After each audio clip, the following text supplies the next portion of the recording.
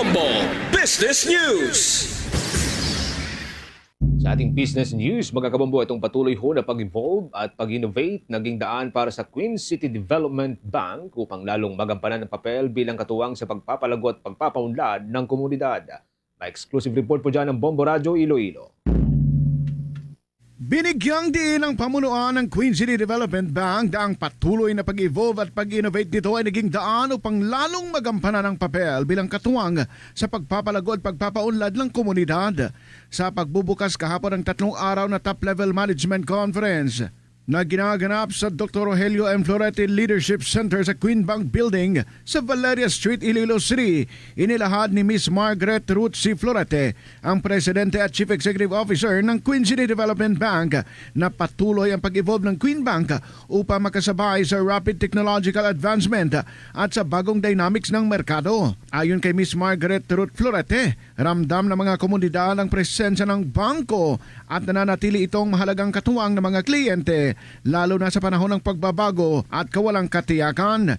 Sa kabila nito, nakikita ng Queen Bank ang malawak na oportunidad na dulot ng inobasyon, entrepreneurship at resilience. Iginiit ni Ms. Florete na nakatuon ang bangko sa responsible growth kung saan hindi lamang kita ang mahalaga kundi ang malinaw na layunin. Kabilang sa mga hakbang na ginagawa ng Queen Bank ay ang pagsusulong ng organic growth, pamumuhunan sa mga empleyado, digital capabilities at ang mga physical spaces kung saan mas mahusay nilang masusuportahan ang mga kliyente habang tinutupad ang pangako na pangasiwa ng gastusin para sa pangmatagalang benepisyo. Pinagtuunan din ng pansin ng Presidente at CEO na sa kabila ng mga nakamit na tagumpay, naniniwala ito na mas malaki pa mga oportunidad na naghihintay para sa Queen Bank na mas palawakin pa ang serbisyo at epekto nito sa komunidad na kanilang pinaglilingkuran.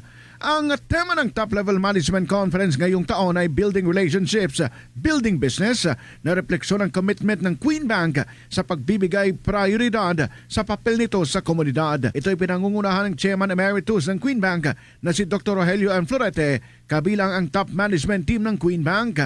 Ang Queen Bank ay regulated ng Bangko Sentral ng Pilipinas at miyembro ng Philippine Deposit Insurance Corporation, Chamber of Thrift Banks at Florete Group. Queen Bank is evolving. Our existence have been felt by the communities we serve, while indispensable to clients at times. These days, we are seeing a new dynamic, one that is shaped by rapid technological advancement. While uncertainties remain constant, the forces of innovation, entrepreneurship, and resilience are creating extraordinary opportunities to our clients. We intend to position ourselves to help our clients navigate and capitalize on these opportunities. Si Miss Margaret Ruth C. Florete para sa Bombo Network News mula dito sa Bombo Radyo Iloilo. Ito si Bombo Ayan Gahete. This is Bombo Radyo Philippines, the number one and the most trusted source of news and information. Basta Radio Bombo!